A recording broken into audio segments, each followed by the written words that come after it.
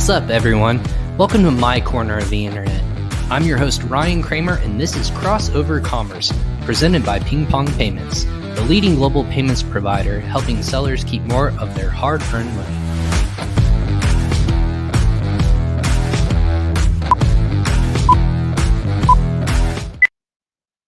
Hello, everyone, once again, and welcome to another episode of Crossover Commerce. This is episode, if I can speak today, episode 166 of Crossover Commerce. This is my corner of the internet, where I bring the best and brightest in the Amazon industry or e-commerce industry, whatever you want to call it yourselves. But I have no biases to either one, but I call it the corner of my industry because I am, in fact, and I showed my guests this, in a corner of my office where I like to talk about all things Amazon. And that can be anything from marketing to product listing to sourcing to logistics to finance to anything and everything in between. And that's what this show is based around. If you're not familiar with Crossover Commerce, again, my name is Ryan Kramer. I'm the host, and we bring on these bright experts to kind of give us the information that we can apply to our business and apply it and moving forward from there. And it's as simple as that. We like to have a lot of fun on this podcast and, of course, get a lot of actionable insights as well. That means today is no exception. But before we get started, I want to give a quick shout out to our presenting sponsor, PingPong Payments. PingPong Payments, no, they are not a cross-border, they are not a payment service for ping pong paddles or anything of that sort. We are a cross-border payments solution, helping sellers internationally keep more of their hard-earned money. That means if you're paying a supplier, a manufacturer, your VA, whatever that might be, if you're paying an employee internationally, you can use PingPong Payments to pay them in localized currency to save money. Don't pay it on the fees. Don't spend more money than you have to. Keep more of those hard-earned dollars to buy more inventory, spend it on advertising, pay yourself out, and ultimately just make time work for you. So if you haven't used PingPong Payments, go ahead and sign up for free. That can be done at usa.pingpongpayments.com/podcast. Of course, you want to go ahead to the podcast page and check out all of our past episodes. Of course, the video and audio versions. If you haven't watched any of our episodes, you can find them there or on your favorite podcast destinations. That being said, thank you, PingPong. Thank you for all that you do. Go ahead and sign up for a free account today. Again, episode 166. That means there has been lots of content we've shared in the course of the year plus that we've been doing this podcast. That means anything, like I said before, product listings to sourcing to marketing. We've touched a lot of different great topics, but I always love it when I can get on friends of the show, as I like to call it, of the podcast, to come back, give more actionable insights, because honestly, an hour is just not long enough to have these people speak their great thoughts and ideas and also their findings to be, to quite frank, on the podcast when we have them on future episodes. The person we have on today, again, is a friend of the show. Her name is Sharon Evan. She is with FBA, the alphas, if you will. We linked out to all of her stuff in the comment section as well, but she has been on the past talking on numerous different topics in terms of, mentorship, as well as came on our special 100th episode. But now it feels like it's been a while since she's had her own episode. So I wanted to bring her back. And believe it or not, as crazy as things continue to go, we're in the midst of Q4. There's all these kinds of things that are popping up for sellers. It's nice to think about the things in the future, and you can plan for those actionable insights for the future, because if you're just not planning ahead, then you're planning to fail, as the old adage typically goes. So what we're talking about today is, of course, going to be product research and sourcing in 2022. That is obviously 2022. It seems like a scary time, but it is not far away whatsoever. So wanted to have back on friend of the show, Sharon Evan of FBA Alphas. Sharon, welcome to Crossover Commerce once again.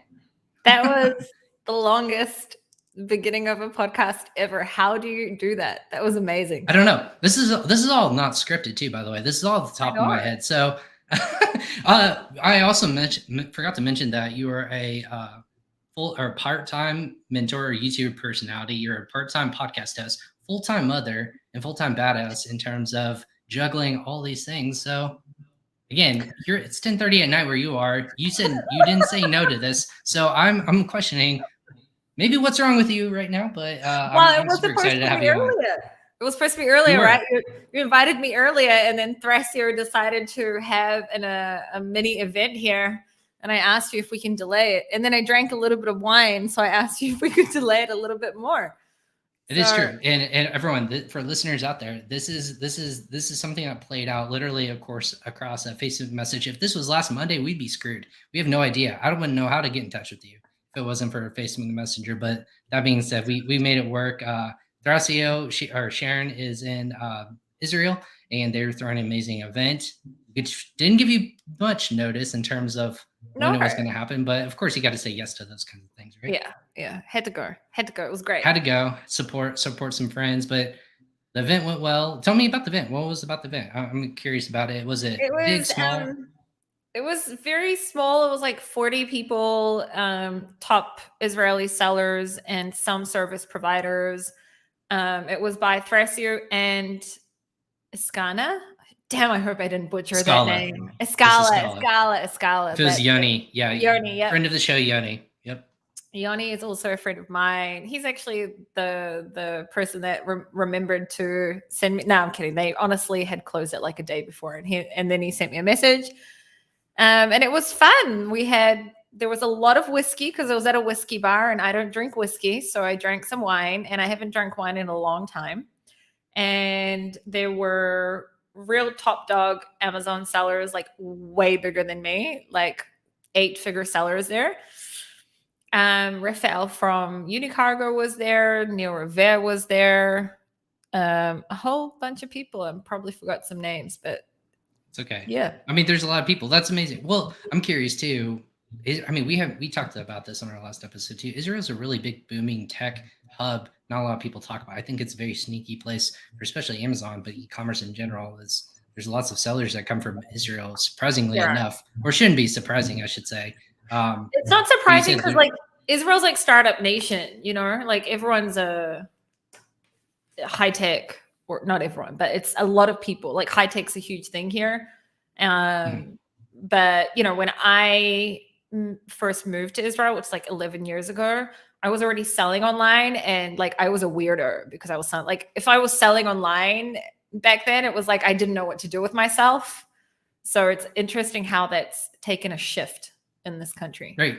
Because you started on Trade Me. Is that what it was called? Yeah. So I originally come from New Zealand, and I started on trademe.co.nz when I was 15. That's when I started selling online, and then moved on to eBay and a whole bunch of other places, and even Yetchtime in Israel, which is like the like eBay of Israel, and all sorts of things in e-commerce. And that's, so when I moved here, people thought I was weird, but now it's not like that. Not so weird anymore, are we? No, not so weird anymore, am I? Everyone else is like, yeah, you're the one laughing now. But that's kind of the strange thing too, is because even though you started 15, 16 years ago when you were selling, it's still in its infancy, which is kind of interesting to think about as you think about just people say that the aggregator space is in its infancy. Well, e-commerce in general is in its infancy. It's no more than 20 plus years old in that regards, or maybe 30 in that capacity. What are your kind of thoughts as we continue to evolve and you've seen things shift in different ways to on Amazon, different marketplaces? Is there something that you're kind of keeping your eye on as that next iteration continues? I think the digital world in general has, will continue and has just gone crazy in the last couple of years.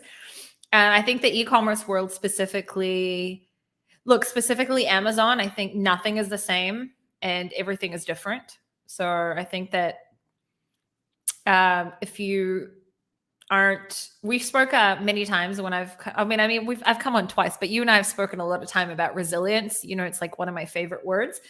I think that you have to be really, really resilient, very, very creative / a very good operator to be able to do what we do today.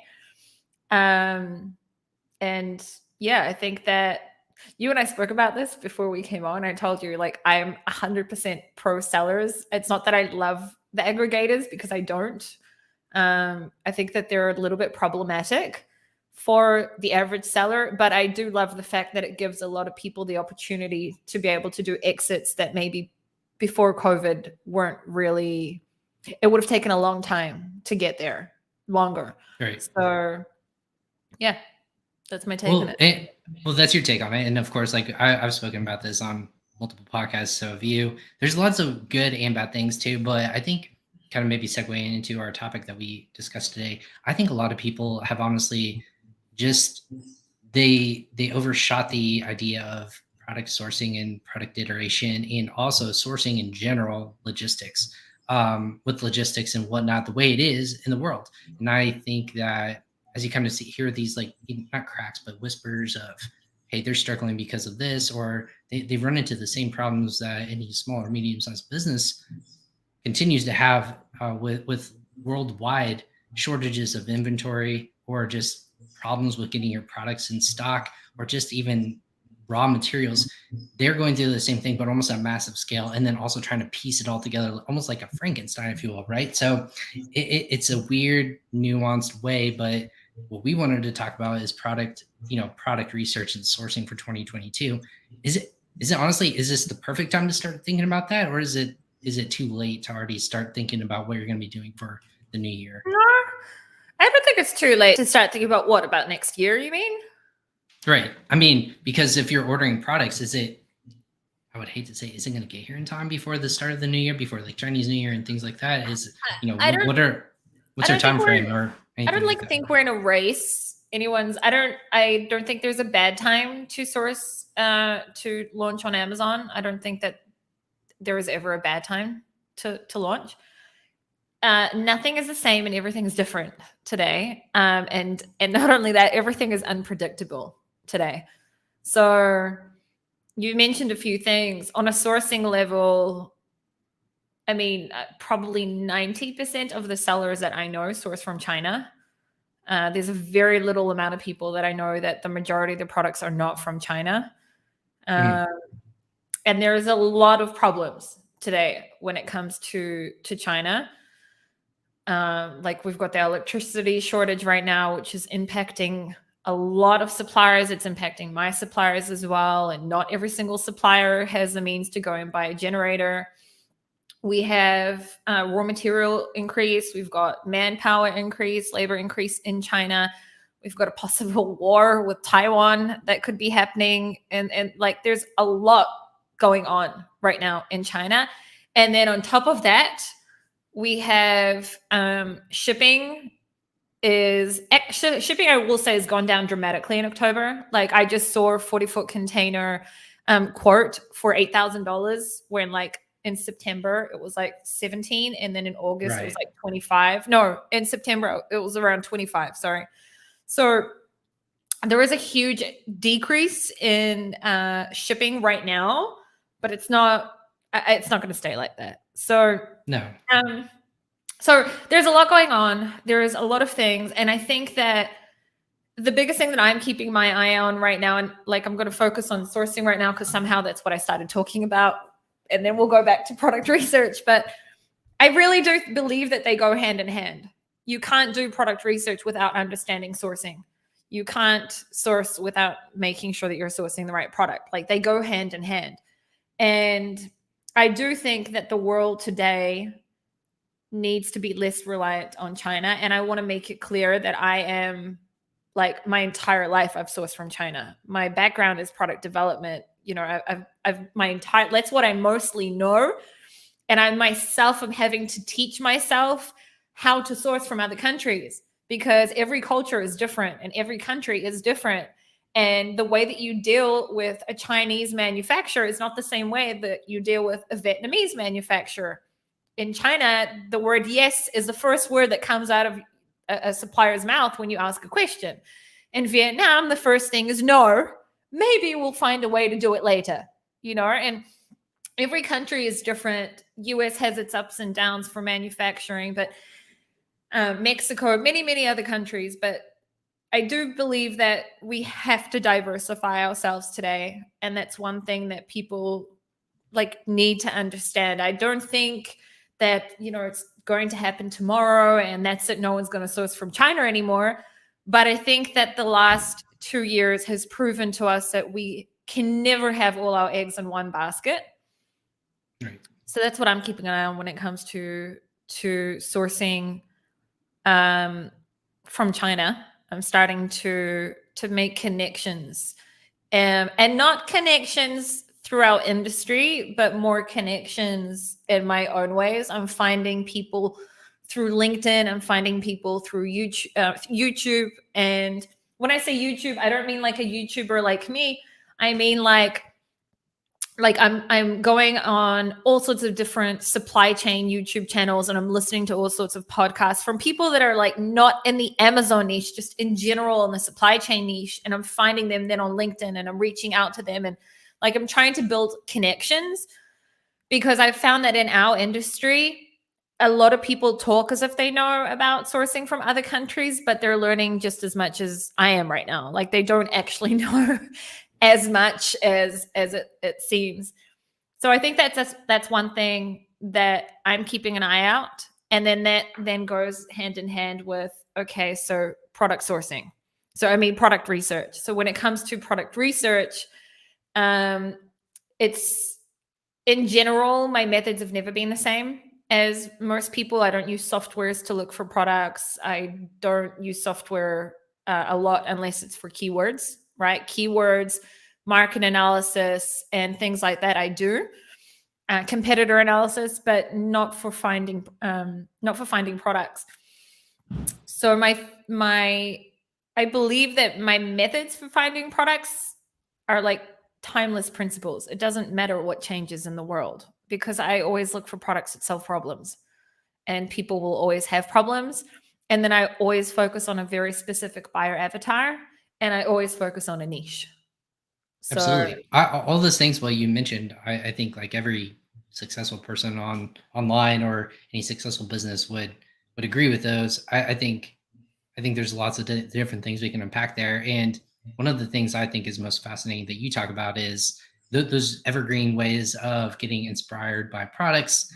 I know you've talked about Pinterest. I know we have a podcast episode later this week. It's out solely just focused on Pinterest and driving traffic to that, but also finding trends and whatnot. But it's the trendiness of what the world needs in that moment, which I think is so fascinating, right? It could be like just something kitschy or like a trinket, but it also can be something that will never go away, or a problem that will always exist, whether it be something with your kids or something in the kitchen or something with your bed. You're always going to need like pillows or stuff like that. So how do you find those things that stand out to the market, and then obviously break through in that regards? I thought there was something really fascinating that a lot of people are trying to understand, is where things are trending mostly on these social media platforms, or just in general, like on Netflix. Like let's call it what it is. I found it so fascinating, and you've probably seen this go around. For example, something Squid that blows up like Squid Game. Yeah, we talked about Squid Game, and I saw this coming too, right? You hear an article that says, "Hey, the CEO says this is going to be one of the biggest, things that we've ever produced in our life." And believe it or not, it was. Like I watched the entire season or episodes. I was intrigued by it all. I'm not traditionally drawn to those things, but it was so fascinating. And instantly, the entrepreneur side of me, as I was scanning throughout all this and what was going to be big, everything that I saw, and I thought about the timing, and I go, you know what? I bet you everything in everyone's power, you're going to see all these different things trend. It's going to be costumes. It's going to be merchandise. It's going to be all these different weird things that somehow spark this natural search of products, and let alone number top 10 in all these searches across Amazon after a week or two of it being out there is Squid Game costume, Squid Game like mask, all these different things. And yet somehow in itself, Netflix doesn't have something that facilitates commerce online for these kinds of things in general.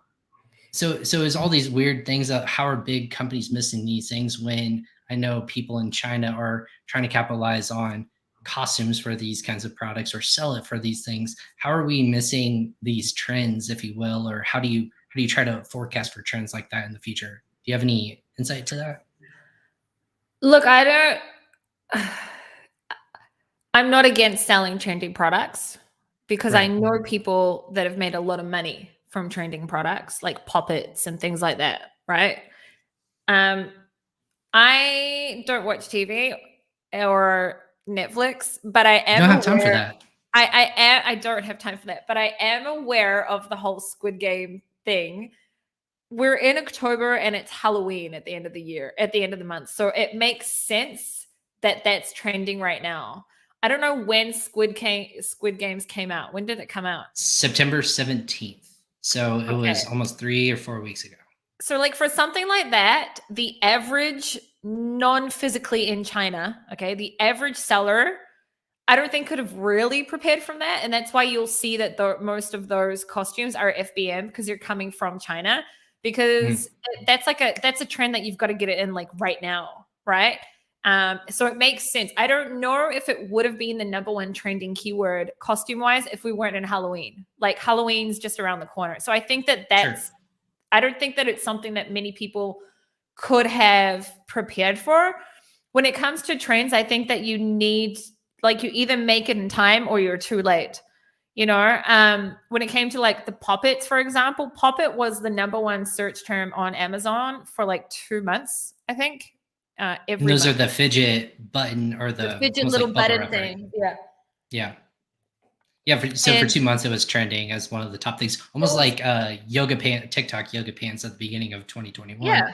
There's all these weird products that, for some reason or another, social trends emerged and they pushed it up to number 1, 2. Last year in 2020, it was chessboards, Queen Gambit chessboard, right? It was more things like that. Again, Netflix had that thing. They had some case studies of, holy shit, there was products being sold, reemergence of books, chess sets on Amazon were going like crazy, all this kinds of stuff where it kind of circulated this emergence of a culture. And again, I think it's more of a cultural thing instead of a trendy thing. I just don't know how you, again, capitalize on those kinds of things without having a crystal ball, or if you have some sort of, again, Disney even did the same thing when The Mandalorian came out recently. When it did, they released it and there was no merchandising agreements or licensing agreements with any sort of major distributor. So it was all knockoff stuff that you could find until it was like the next year when it came around. So they didn't even plan for that kind of stuff too, in terms of like Christmas and holidays and whatnot too. So I know there's a way to do it, but what are, like, how do we capitalize on that kind of stuff? I think that I'm like a little bit different when it comes to, like, I'm not going to say I don't believe in it. I just don't focus on bringing out trending products. I'm all about brand building, finding a buyer avatar that has a problem and selling the same types of products that buyer avatar buys to that buyer. So that's my thing. It's very difficult, in my opinion, to exit something that only is on trends. Like this whole Squid Game thing is trending now, but it's not going to be the same next October. There'll be the next thing, like by then. And so I think that, again, like for example, with the poppets, I don't know how long poppets are going to be a thing for. Like if we use that as the latest trend that has been going on for a while. And the thing is, like when I realized that poppets was becoming a thing, my mind was already going to, okay, well, what else can you do? What else can you make out of poppets? And the thing is, I never did anything with this, but it's already started to happen. But I was already thinking about it like 2.5 months ago. People have started making poppet pencil cases and poppet bags, and anything that you take one poppet, another poppet, you can sew it together and create something out of it.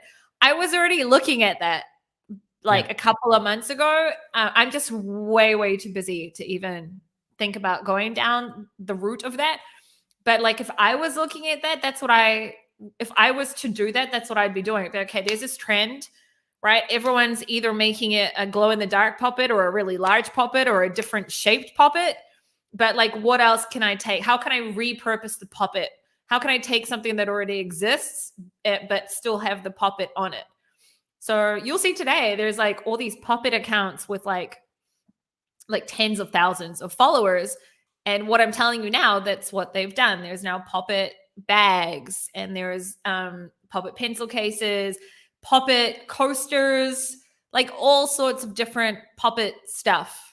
So if I was to look into trending products, I would probably look at something like that. Like, how can I take something that exists and then repurpose whatever this trend is for that?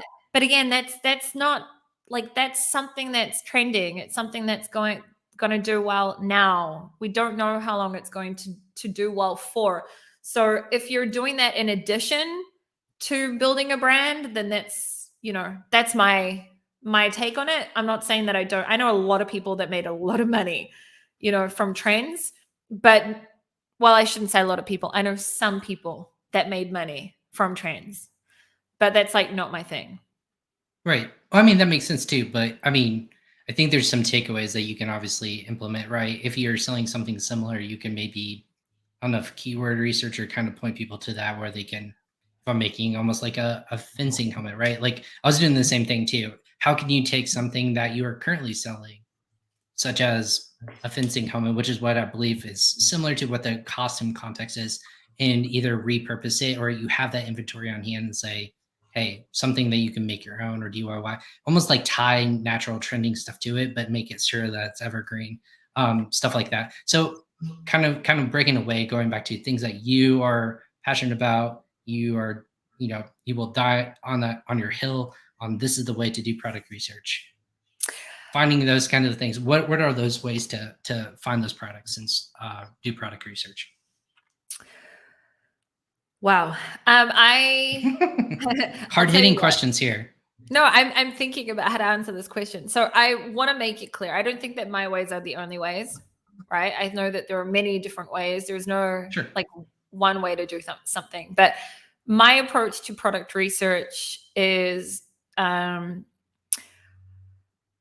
wow, there's so many different methods I have, but it starts with a starting point. Okay. Mhm. When I start talking with my hands that I'm going to talk for a long time. So it That's all starts, good.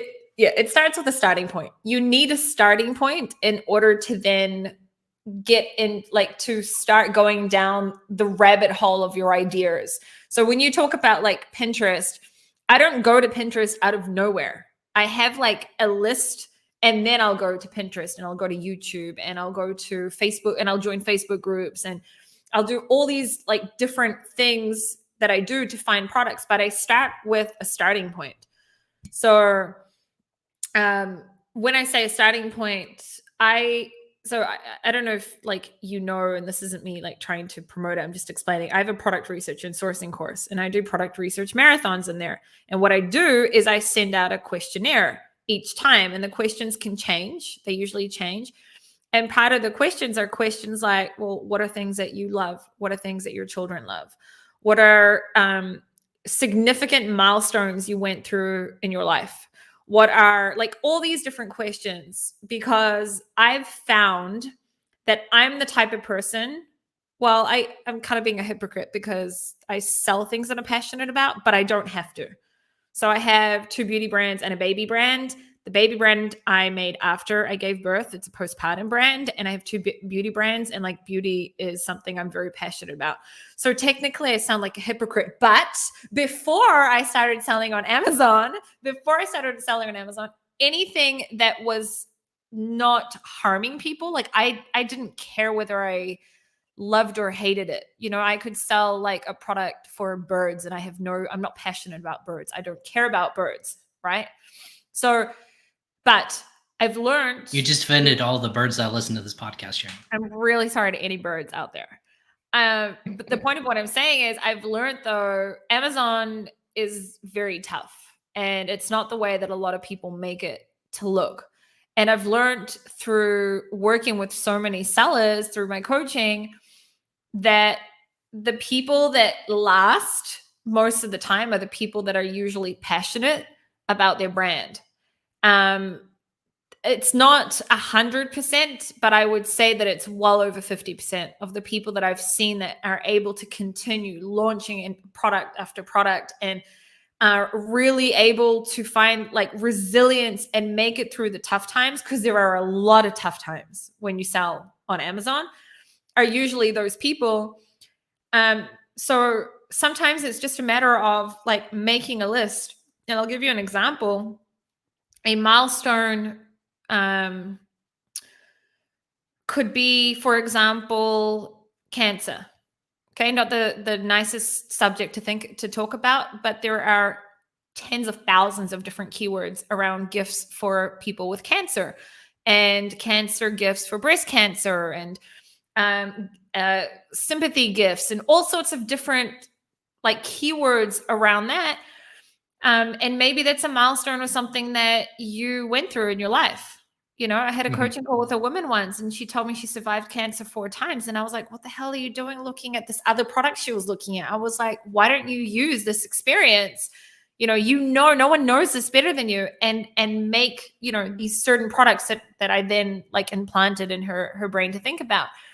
And her face suddenly lit up, because from looking at something she didn't care about that she found, randomly, suddenly I was talking about something that not only would be impacting people's lives, there's a lot of keywords on it on Amazon, but also you are the buyer avatar. You went through this yourself. You know what you'd like to receive as a gift and whatnot. For example, a milestone could be like, I gave birth. I went through some things after I gave birth, and that helped me to find a niche that I wouldn't have known about had I not given birth, right? So my product research methods are very diverse, but one of my favorite methods or one of my favorite places for finding starting points for ideas, right? I've spoken over the last years of many different ways. Like, go to Google, type in hobbies, you'll see like 200 different hobbies starting point. There's a great, and I've spoken about them a lot, and you got to start talking about some other stuff. So this was the other thing that it took me quite a while to share, that I really, really believe in. And it is like just making that list. Now, once you make that list, you then ask yourself questions like, so for example, maybe one of the things I'm really passionate about is music. So the next level is, well, then what can I do around music? So there's music decor, there's specifically instruments, there's like, and start making a list. So then, so instruments. So who can I sell? What kind of instrument products are there? What kind of instruments out there? Who can I sell this to? Because there's children, there's adults, there's seniors, there's disabled people. I don't know, pets. Maybe there's instruments for pets. Whatever. Never know. It's No, a trend, maybe. Who knows? it could be. You know what I found out the other day? That there's such a thing called cat boots or something like that. Who the hell puts freaking shoes on a cat? I don't know about cats. I can definitely see dogs. I mean, oh man, like this is something I'm gonna go off on a crazy creative idea. Maybe it's if these people are walking their cats, they don't want to tear up their feet. My dog has a problem with tearing up her feet, and it's ridiculous. She has like a 10-foot cone on her, and she's whipping around. We would just rather put boots on her feet to walk so she doesn't do that. Maybe someone made that iteration for cats. There you go. I just solved the problem, or solved I the. mean, I think that that's like pretty insane. But the thing You're is not. that You're not the target. I'm not the target. I'm not the buyer avatar, and I'm probably also not the seller for it. But there's keywords around that, and like the way that you can get to something like that is by making those types of lists, right? So, and it's not only that. Like, I will also ask myself questions like what are problems that I face, and all sorts of different things. And then what I will do is I will then find out who the buyer avatar is, and then I'll just hang out wherever they hang out.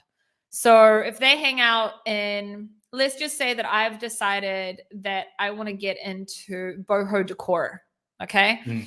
And so I'll get into a whole bunch of Facebook groups around boho decor, and I'll look at what types of things people. I will usually go straight to the photos section and just look at photos of where people have made a lot of comments about certain things.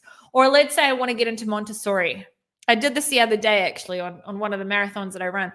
I went into a whole bunch of different Montessori Facebook groups, right? Mhm. And then although I believe in the Montessori educational way, it doesn't mean I know every single thing, right? So I went into all these different Facebook groups, and then I went to the images, and then you literally see like people putting up images of products that they're using with their children. And I'm not kidding. You'll see like 700 comments, right? Like, it depends on the groups, but there's one Montessori group that I'm in. There's something like 50,000 people there. And when I know there's 700 comments, I'm like, okay, this is something important, and you'll go in and I'll analyze the image, or I'll see what people are putting in the comments, what kind of, etc. And then I'll find these products, and then I'll go to Amazon and I'll search for keywords. Or maybe it already exists on Amazon, but through being in this Facebook group, it will also help me to find differentiation points that I didn't even know about. Mhm. So that's why I said to you that I feel like my the methods that I use today are like, they're timeless. COVID, no COVID, aggregators, no aggregators, like it doesn't matter because I'm not going after those huge things, you know? I'm the type of person where everyone will be like, well, yoga mats are so saturated. I mean, now what I'm about to say, I've said it so many times, so there's a lot of sellers now, but a year ago, it wasn't like this. But a year ago, I was on a few podcasts and I gave this example. When people were saying that yoga mats were saturated, I was looking at yoga mats for kids that wasn't saturated. So although when you went to page 1 for yoga mats for kids, there were a lot of yoga mats there, none of them were for kids. But the keyword is yoga mats for kids and it had thousands of searches. But no one had made a yoga mat with a unicorn or a yoga mat with a dinosaur or whatever. And the more I learned about yoga for kids, I realized that it's a thing. Like there's a lot of different search volumes around yoga for kids, but the average person would have been like, but yoga mats are so saturated, right? So True. it's all about, for me, it's all about niching down. It's all about really understanding who is the buyer avatar that uses the product, and B, who is the buyer avatar that buys the product, because it's not always the same person. You could be selling a product that's a gift for a mother, but the mother isn't buying the product. It's usually the grandmother or the friend or whatever it may be. Or you could be selling a product for a child, but the person that usually buys those products are the grandmothers or the parents. So I will think of differentiation points that will both solve the problem for the child and for the parent. How am I going to implant this product in their brain where it's solving a problem for them as a parent as well? So I get into the whole psychology side of things as well. Yeah.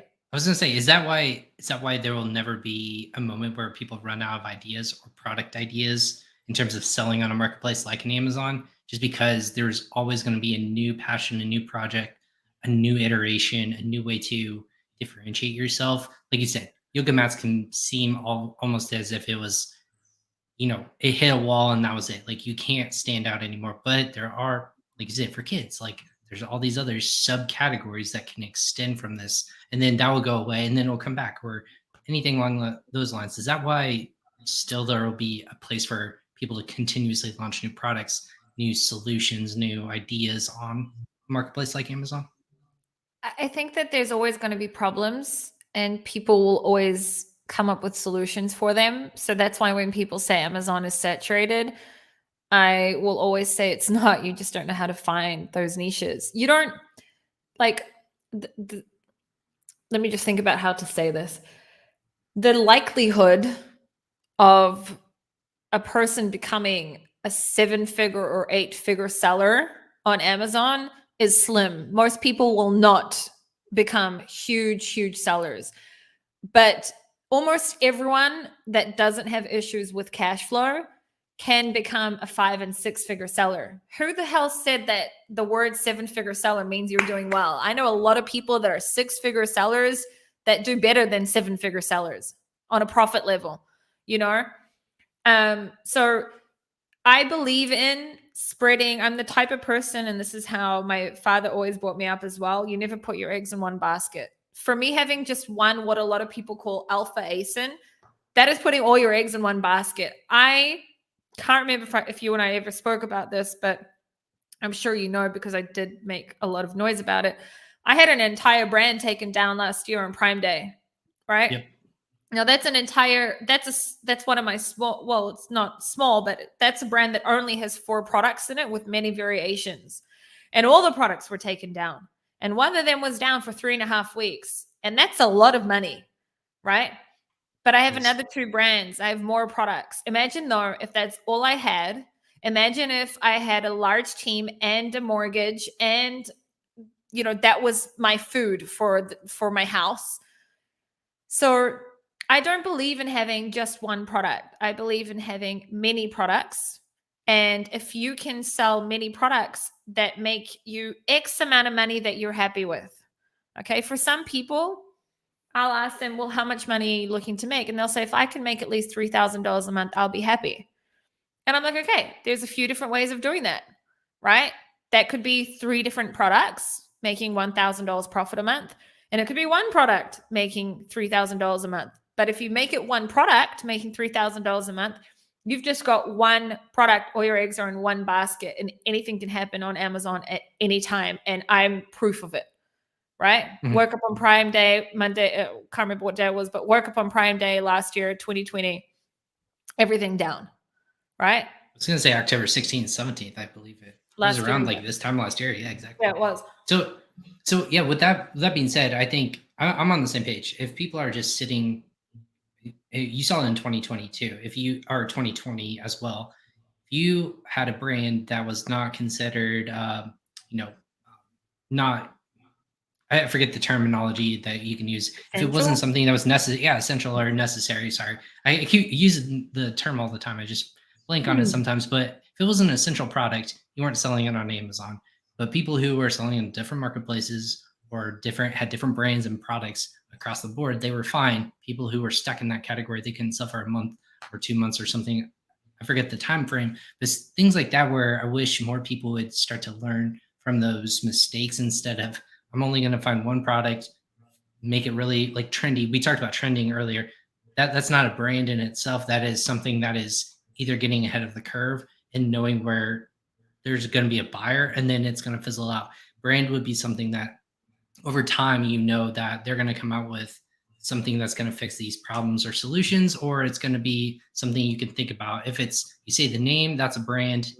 If you recognize it, or if you look at a product, that's a brand. So I think that there's a shift into not just selling online, but it's now become how do I build a brand, but then how do I build a brand that's going to be lasting outside of just one channel. So it's all these multiple steps of how do you do that? How do you make yourself profitable? And I think it's the same problem that you see aggregators coming into. How do I become this place that's known for brands across the board and they're going to know that it's tied back to us if we buy that brand? It could be all over the place, but they won't know it's us.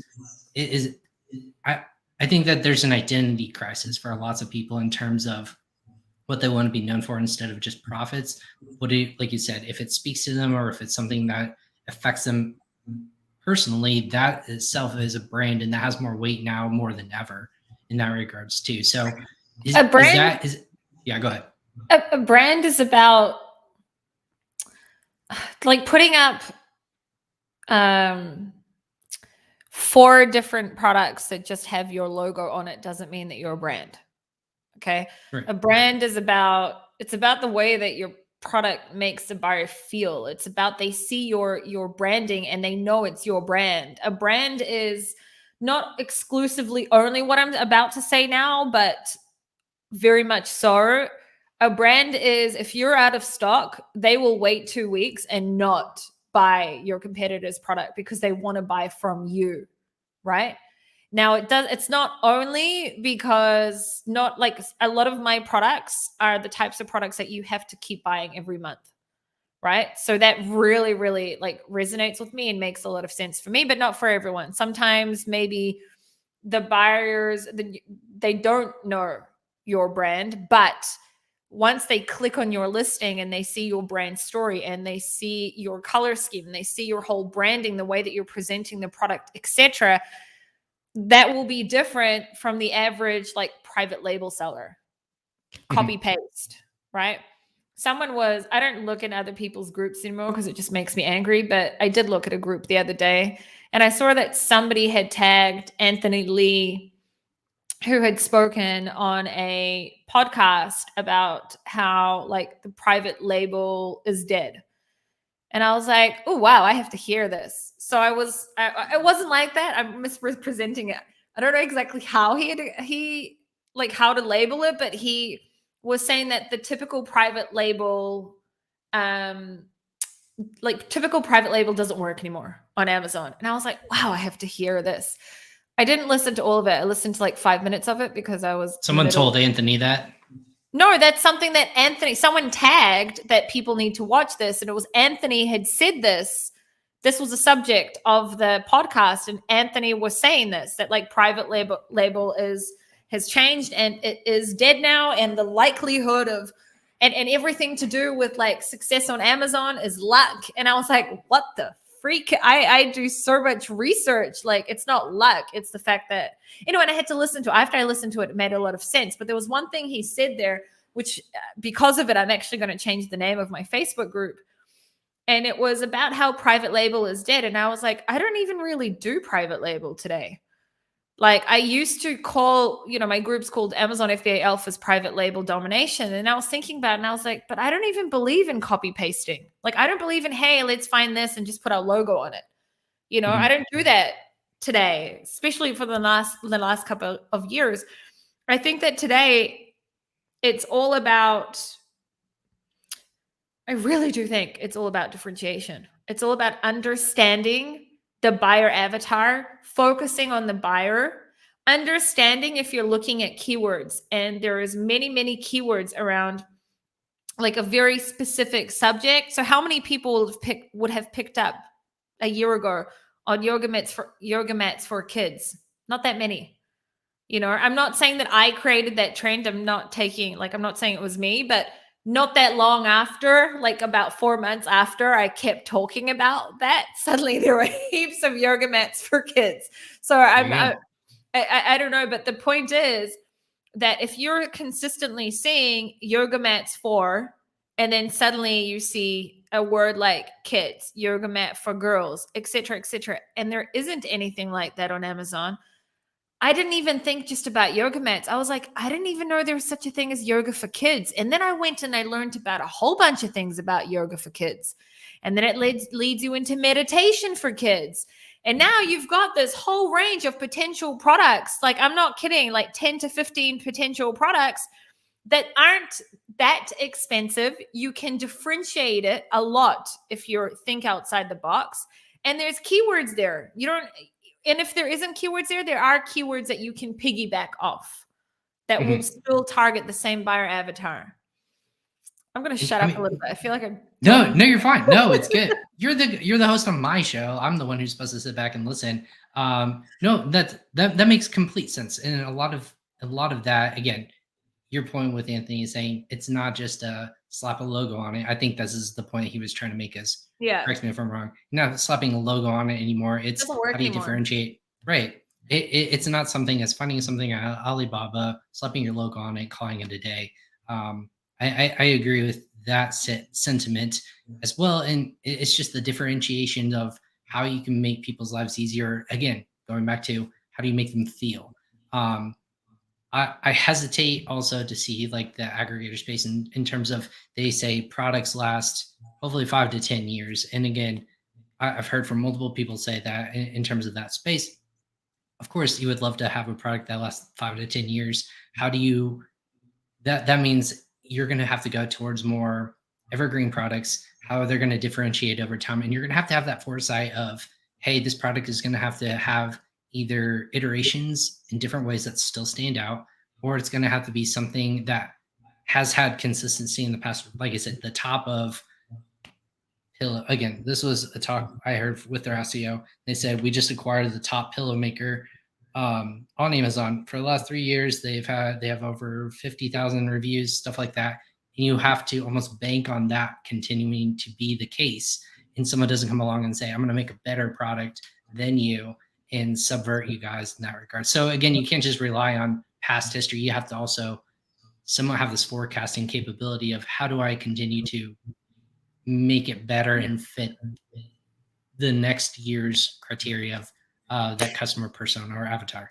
The thing is, like, how I'm like all about the sellers, and you know this about me. Like, I really couldn't care less about service providers. All I care about is the sellers, and like that's a good thing and a well, it's not a bad thing, but it has closed doors for me. But I don't care, because that's what I'm here for. Just really, it's the sellers. And how many sellers are going to be the number one pillow sellers on Amazon? Like 2, like not ever. Yeah. Like not that's not, it's not realistic. There's only so many people that are going to have the cash flow to be able to be the number one sellers in pillows, because this is a cash flow intense business. You don't have money in this business, you can't make it. That's how this business works, right? And I mean, unless you you get into debt and stuff, which not everyone should do and not everyone is open to do as well. So especially today, we're talking about 2022. Lead time is at least double what it used to be. Shipping currently has gone down. We spoke about this in the beginning, but it will go back up. Issues with supply chain, you need, if lead times have gone up, it means you need to order a lot more units, right? So you need a lot more money up front today, right? So to be the number one in a niche is amazing and great, but not everyone's going to be able to accomplish that. But almost everyone that has money aside for Amazon can accomplish selling differentiated niche down products or repurposing products. So maybe I'd be taking, okay, I don't know if a pillow is a good example, but I can take a, let me just think for a second. Let's just say I take hair ties. I've got a hair tie here. Okay, I take hair ties and I repurpose it as a gender reveal, a door lock product. Like we were talking about, you can now lock your door now from your child coming into your office. Okay, example, yes. It's eco-friendly. It's a safe product. You can't get pinched in there. There you go. Right. So like the point is that first of all, I was thinking about this while you were talking, and I sat down with one of Thrasier's people that was at the event here in Israel. And I was asking them about what of our brands that we were looking into selling is not the typical brand that an aggregator would buy. There's a lot of compliance issues there. Not issues. I take that More back. hoops to jump through. It's not simple, and there's liability there, and it can be a headache. And I spoke to them about it, and that led to then us speaking about some of my clients that possibly, are looking to exit. And then the guy was giving me examples of the type of things that they're interested in buying. And it's really like, he was giving me examples of things that were on the table. It was like, like napkins and things that are always going to be needed and this and that. And I was like, okay. Does that just sound boring to you? Like, yes. If I'm a business and I'm like, and I hear this, or I'm a seller and you want to buy boring things, like that doesn't sound innovative, which again, I'm on the opposite side of things. I think innovative companies will continue to outshine and outperform other businesses, but anyone can buy said product, and you're competing with like retail, and you're competing with all these things. Like, why not buy a niche that it fits all these different products and solutions?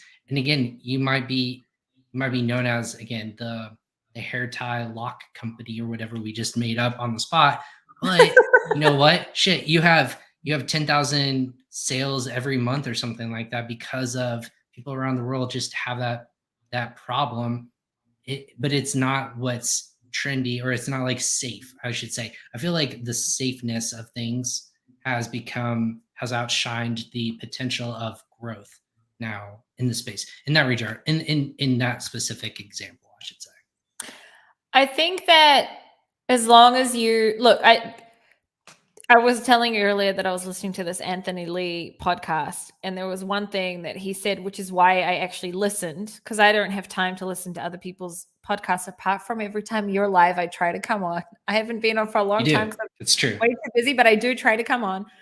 But anyway, and the thing that made me listen to it was the fact that he was saying that if you do well on Amazon, it's because of luck. That's what the guy had said. He said, it's not what Anthony actually said. He said it differently. Okay. He did say it, but in a different way.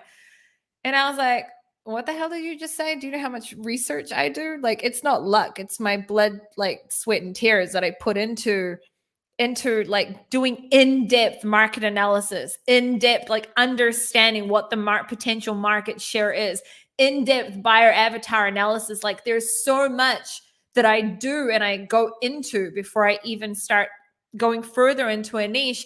And you're telling me it's luck. And then I was thinking about it, and I was like, it is a little bit of luck. there's only so much that you can do, but you won't know whether it's actually going to work or not until you launch. There is always risk involved, like every single business there is in the world. There's no such thing as business without risk. There's always risk, including Right. Amazon, right? I just think that you lower your risk when you do innovative things that there are keywords for on Amazon.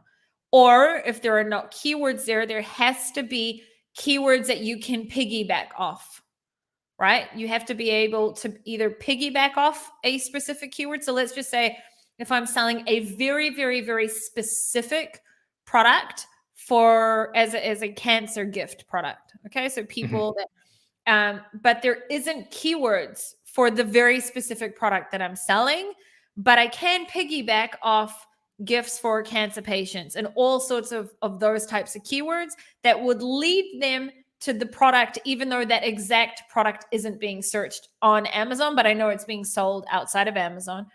And I do a lot of research on that, then that's okay, right?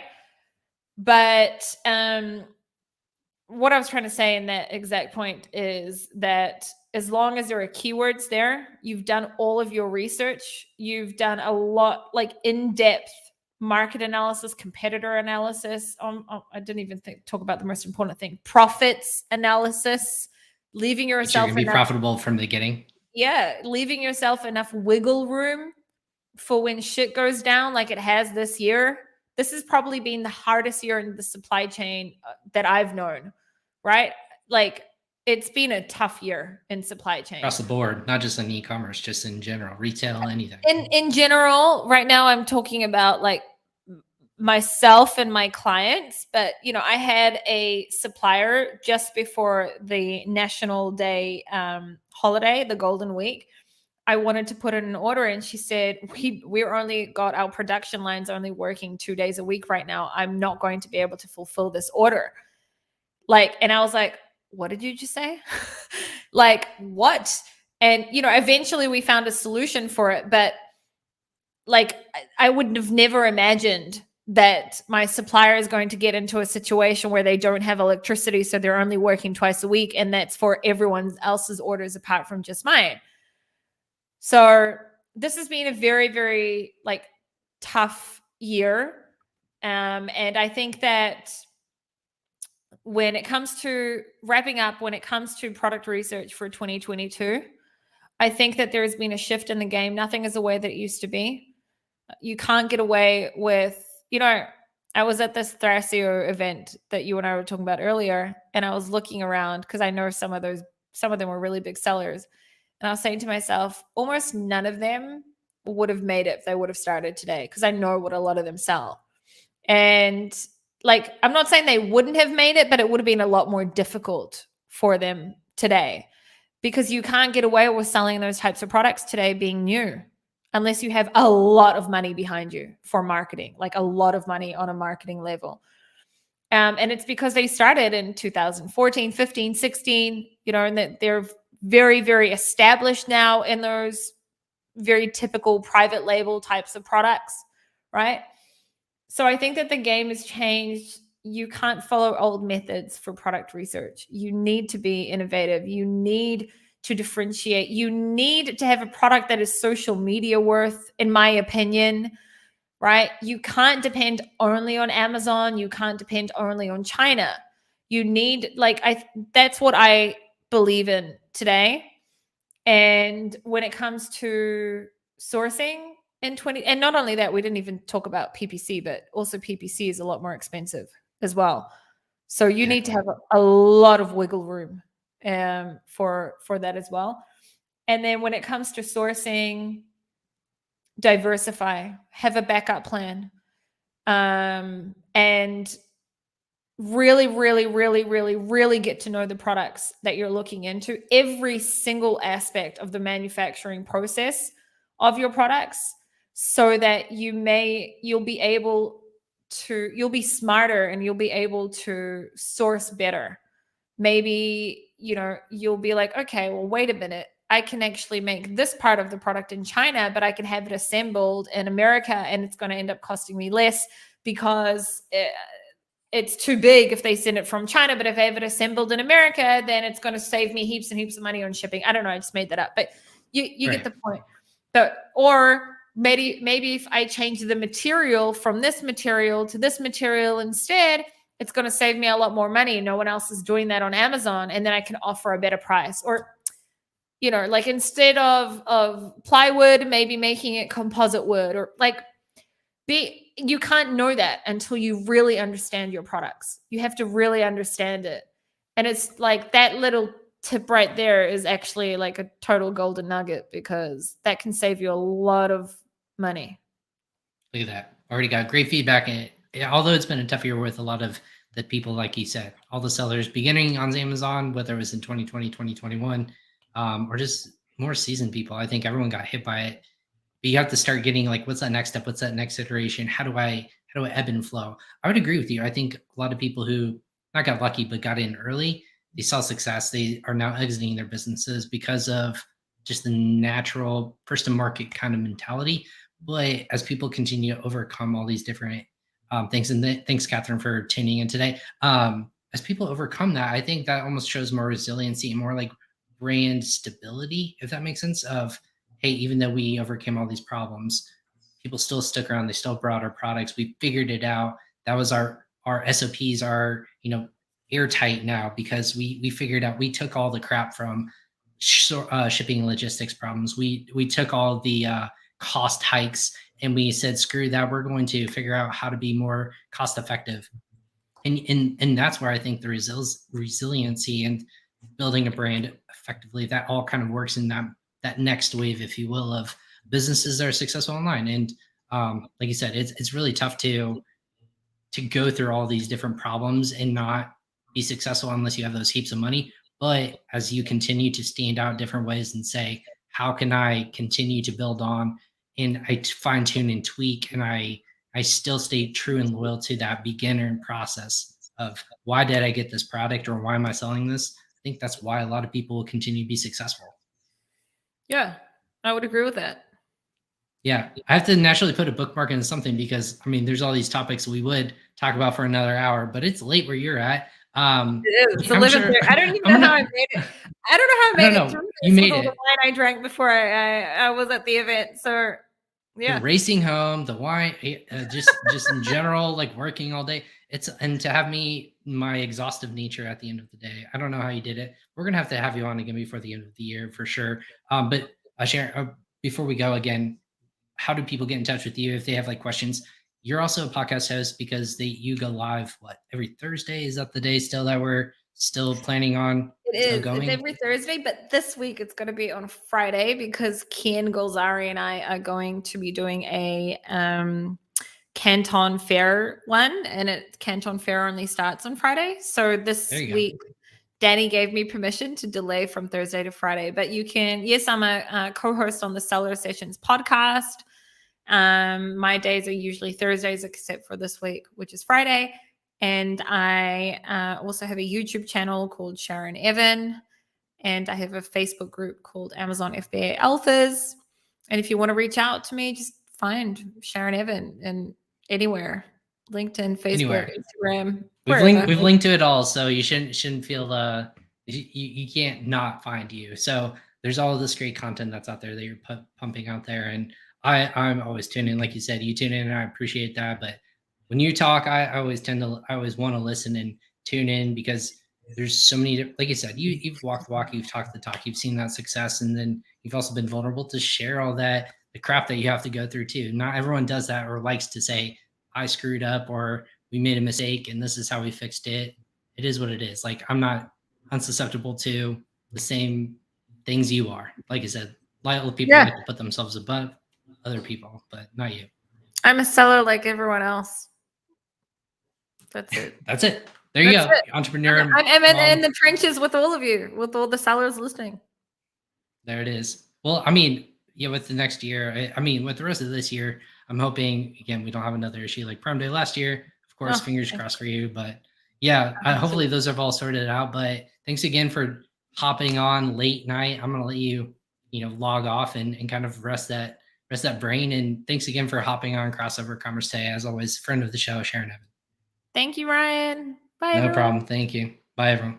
I'm gonna unmute myself and mute Sharon real quick. I'm gonna say thanks everyone for tuning in again to episode 166 of Crossover Commerce. Thanks to Sharon and her team.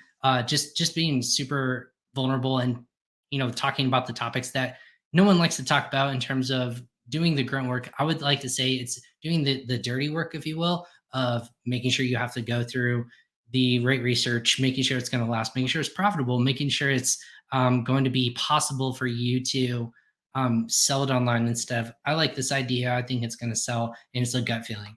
You need to have data, you need to have the research, you need to have the eyes and ears of other people to make sure that you can be successful and really drive not just a product online, but a brand and show how it can grow just in general. And I think what a lot of people, especially Sharon, have said, omni-channel, be diverse, make sure that you can build something that's going to be not just Amazon successful, but then again can grow as if you want to exit or if you want to build a brand wholesale or if you want to be in retail or any of these things. It all starts with the plan and idea and research and the hard work, like I said, the dirty work, if you will, of product research and sourcing. Check out Sharon and her I say team, but she herself is her own team with her husband and amazing they work together, but she has such great content on her YouTube channel, but also follow her on Instagram, Facebook, and submit to the group and just listen and take notes. I There's not many people out there I would send other people to listen for great content. But thank you so much again, Sharon, for hopping on Crossover Commerce. Again, episode 166, everyone. I'm going to stop talking because it sounds like I'm about ready to lose my voice, but thanks for tuning in again to my corner of the internet. Tomorrow, we will have another episode, the hyper-personalization of how AI is impacting retail and consumers with Melissa Drew of IBM. That is right. The company IBM. We're going to get nerdy tomorrow. We're going to talk about AI and helping personalization as well. So tune in live if you can. If you can't, then you can obviously listen to all of our podcasts like this one. It will be available on usa.pingpongx.com/podcast, or you can listen to your favorite channel wherever you might listen to: Apple, YouTube, Amazon Music. We're on all those places. Just search Crossover Commerce and subscribe make sure that you don't miss an episode. That was episode 166. We'll catch you guys next time on Crossover Commerce. Take care.